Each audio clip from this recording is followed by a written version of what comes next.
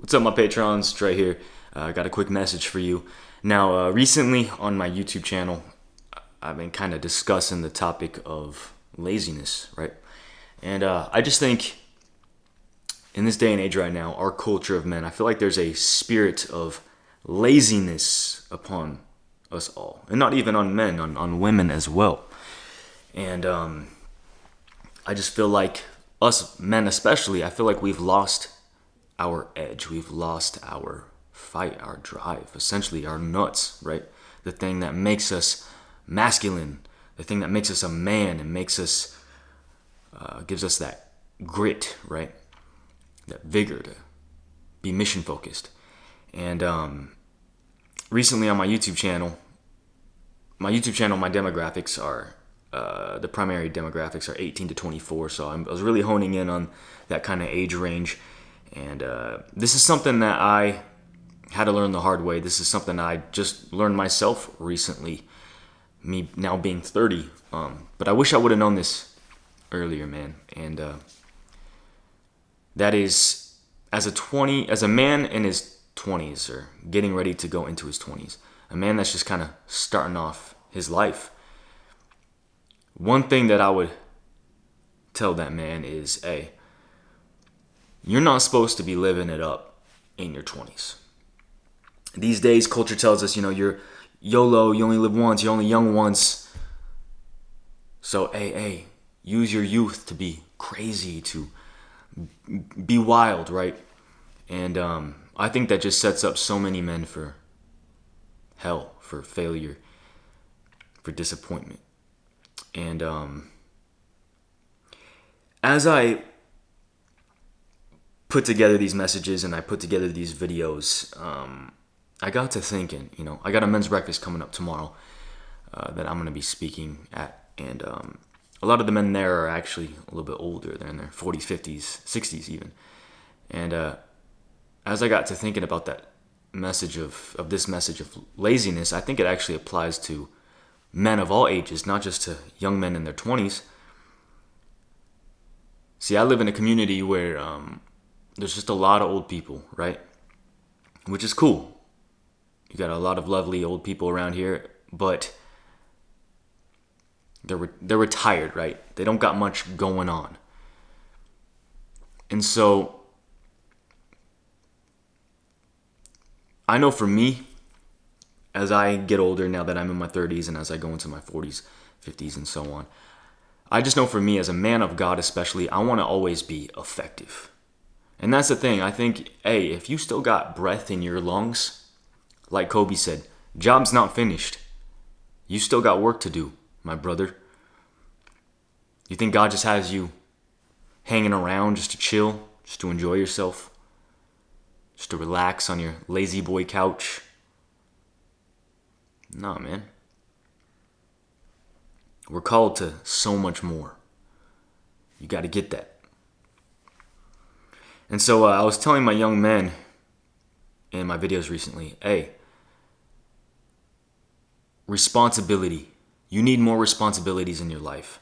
Put as much on your plate as possible. I even said, hey, create a schedule that stresses you out, that puts some pressure on, right? Get yourself a dog, I was telling them. Have something that when you're out and about, you got to get back home and you got to feed that dog. You got to take it out, take care of it. Have something that you need to take care of. A lot of you guys know about my addiction with porn. I was addicted to it for like 15, 16 years. And looking back, man, I realized that, and this wasn't the primary root of the problem, but it was definitely part of it. And I just realized that at the end of the day, I just had way too much time on my hands, man. Way too much time on my hands. And a man who lacks purpose, what does he do? He distracts himself with pleasure every single time, right? And so as men, we got to stay mission focused, man. We got to constantly be working on something, putting our hands to something, dominating the task at hand. We got to be useful. We got to be useful. I was watching Lord of the Rings, the new TV show, the other day, and there's a beautiful message I got out of it. I really, really love this show right now. And so, just a real quick summary. In the beginning of the show, evilness hasn't been around for quite a while. There's a dude named Sauron. He's got all these orcs that are under his control. That's like his army, and they haven't been around. And it's been like 70, 80 years, something like that. And nobody's seen this evilness. And so the dwarves, the men, the elves, they all think that evilness has been defeated. It's gone. It's not coming back. And so these elves in particular, these elves that are on these like posts that kind of overlook all the land. It's like a watchtower. They're actually called now. They say, hey, you guys have done your duty. You guys are good now. Come on down. They actually, they tell them to stand down, you're good, and they actually have a few of these elves that they're getting ready to put on ships to go to Valinor. I think it's called Valinor, which Valinor is basically kind of like equivalent to like a heaven, a paradise, a state of nirvana, I guess you could say. And when it's like the Undying Lands, so when you go there, you can't return, but you live out the remainder of your days there, right? And so they're sending off these elves that have lived with honor, that have done their duty. They're sending off these elves to that land, and the main elf, Galadriel, it just doesn't sit right with her, and she's about to go off into these lands to never return, and she's conflicted. She just feels deep down in her bones that there's work behind the scenes right now from the enemy, and she tells one of the other elves, she says, hey, you have not seen what I have seen. She says, evil never sleeps. It waits. It waits for your complacency. And as soon as you're complacent, that's when it attacks. And I think that's just a heavy statement right there. How true is that in our life, in our world right now? Everybody's became complacent. And there's a difference between complacency and contentment. Contentment is, hey, I'm cool with where I'm at, but I'm striving for more. I want to progress. I'm staying on guard, right? Complacency is, you lack a need to do more. And what can God do with a complacent man? Absolutely nothing. A complacent man is ineffective. He lacks fire in the belly. And there's also a story about Joseph I was reading the other day. A lot of you know about Joseph and how he was sold by his 12 brothers into slavery. They sold him to Egypt because they were jealous of him. And eventually he became assistant to Potiphar. And shortly thereafter, he was falsely accused by Potiphar's wife of rape. And so they threw him in prison.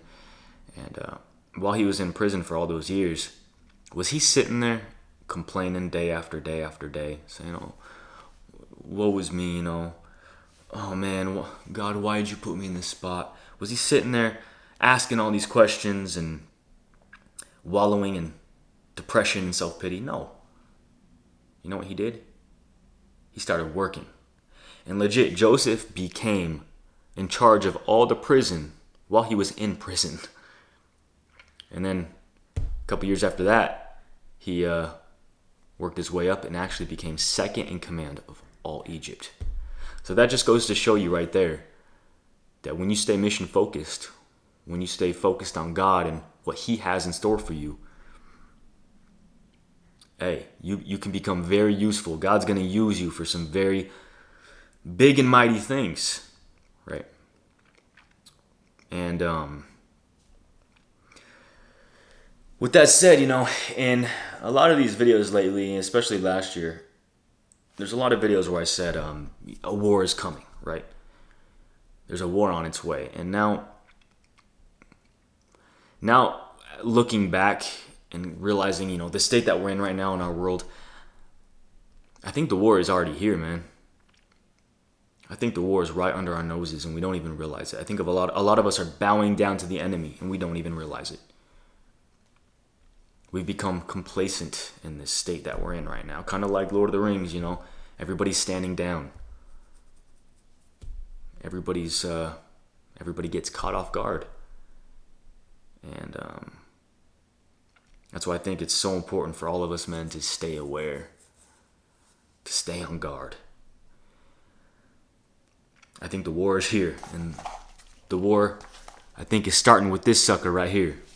These phones, they can be useful, great useful tools, but at the same time, they can also destroy men, families, and relationships. It can destroy a lot of things if you let it.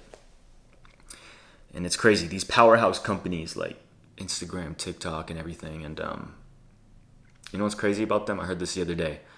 They literally study addictive substances such as drugs, gambling, and stuff like that. And they take what they learn from those substances and they apply it to their platforms to keep you hooked. Right? This is mind-boggling. And your phone essentially becomes like a slot machine, right? You just keep swiping. And all we're doing when we're swiping is we're constantly waiting for that next. Like, are you kidding me, bro? That's the highlight of our day is swipe. Right? We think something's kind of funny. We keep swiping. You got a mild one. Oh, that one's not that funny. That one's kind of boring. Oh, there's another one. Hey, bro, look at this picture of look at this video of this dog, bro. It's hilarious. We spent hours and hours just doing this swiping right here. Putting in our spiritual tokens every single day. And then you see, you get into the part of Instagram where you start seeing booties. You start seeing these type of women and things that you're into, right? And that's the crazy thing about this platform, this algorithm, is they know exactly what you like. They know exactly what makes you tick. They know exactly what you think is funny. They know exactly what type of women that you find attractive, what kind of weird things you might be into. It's nuts, bro. They know you better than you know yourself. And that's how they reel you in. They reel you in and you take the bait every single time. And guys, I've been guilty of this since these platforms came out, right? And now I've realized and I've got to stay aware. And I encourage you guys, we got to stay aware. And so I'll leave you with this. This is a quote I heard from Garrett White the other day. And he said, in order for you to become the next version of yourself, not the best version, we're not striving to be the best, we're striving to just be the next version of ourselves. So in order for us to become the next version of ourselves, we must find the strength to let the current version of ourselves die. And that's the thing with life, man. In order for anything to be built up, something must die. Something must be destroyed. I've talked about that before. Destroy and build, right? It's like building muscle at the gym. You got to constantly break down the muscle in order for it to build. It's like the story of Jesus. He came down from heaven. He allowed his body to be destroyed. He died so that we could be exalted. Right? So, hey, I'll leave you guys with that question. What in your life needs to die? What needs to be destroyed in order for you to finally be built up and become the next version of yourself? Appreciate you guys.